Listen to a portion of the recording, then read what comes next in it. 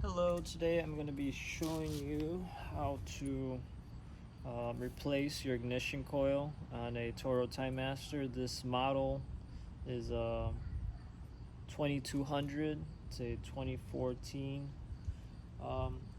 TimeMaster. The reason I'm replacing the ignition coil is the TimeMaster will shut down halfway through the yard, and then it will take like an additional 10 minutes to cool down before it can be started up again. So it's pretty simple. I have the part right here. I went to my local Toro dealer and they got me the part correct for my model and year. And then it's pretty simple. So first thing you got to do, tools you're gonna need is a 12 millimeter deep socket, and then an 8 millimeter socket. It doesn't have to be deep. So we're gonna take off the shroud, and in order to do that, you're just gonna take this one, and this one. There's 3 of them. I'm gonna do that now.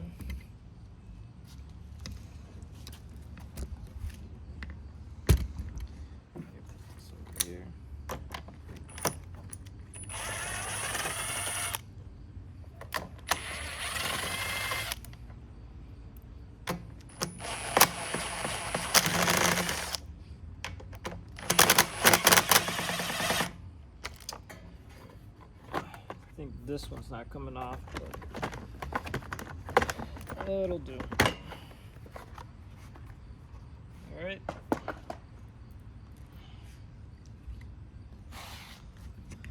So the old ignition coil is right here.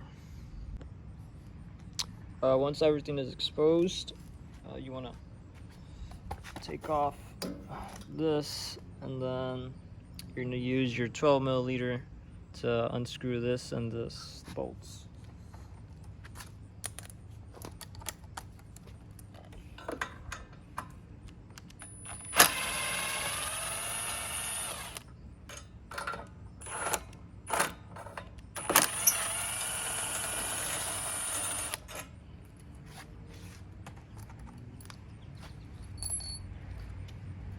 Alright, another tip, you might want to spin the magnets, this brown part, away from the ignition coil so it lets it go. Alright, once it's loose, just want to take it out, and then you want to unplug this, and then that's it. That's the old ignition coil compared to the new one. Before installing your new ignition coil, you're going to need a feeler gauge tool. You can pick this up at your local auto parts or Harbor Freight, which is where I got mine.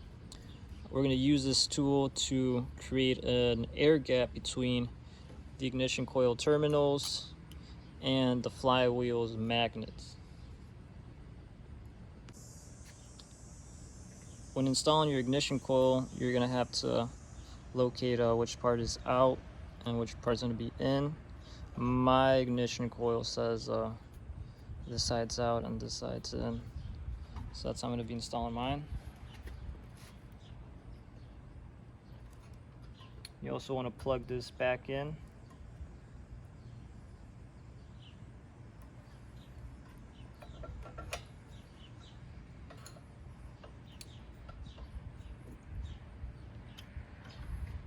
So you're going to install the bolts, screw them in, but not all the way tight.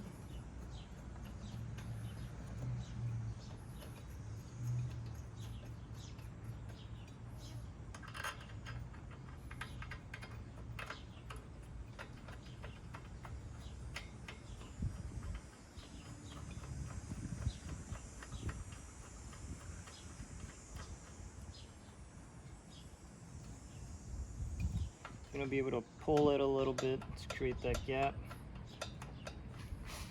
And the gap for the TimeMaster is 1/100th of an inch. Not sure if you can see it, or 0.25 millimeters.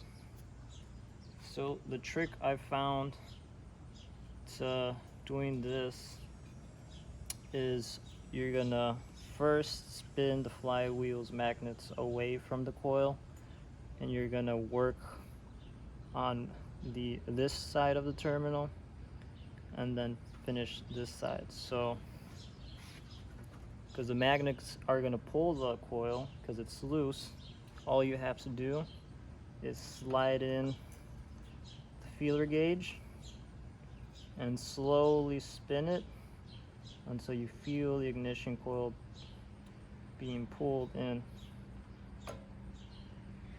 and you can push it too.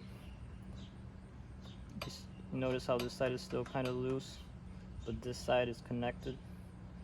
So all you want to do now is tighten this side,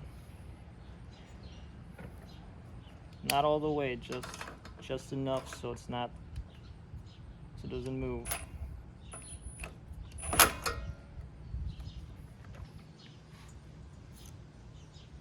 And then you're going to spin it some more.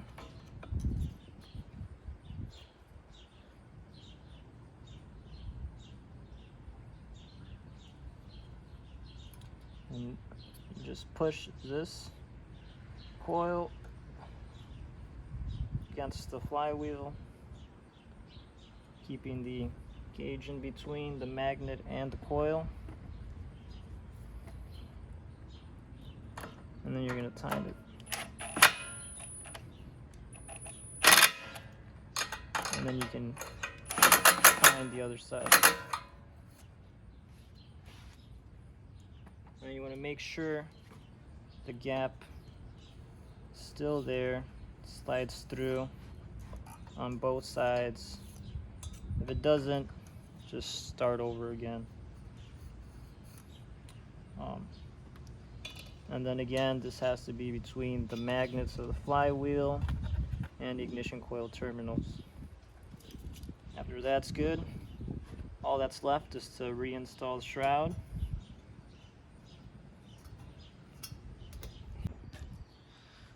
Alright, now that everything's back together, let's see if it works.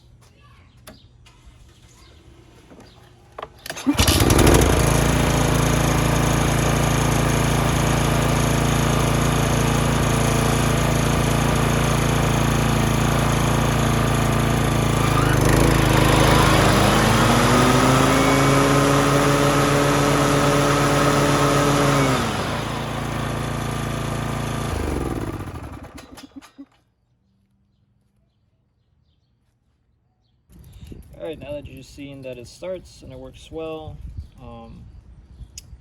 the real test here is to see whether or not the TimeMaster shuts down on me halfway or like 20 minutes into mowing, and whether or not it wants to restart after that period, after a cooldown period of like 10 minutes. That's the reason I replaced this ignition coil. From what I understand, because it's so old, what happens is that the ignition coil overheats, and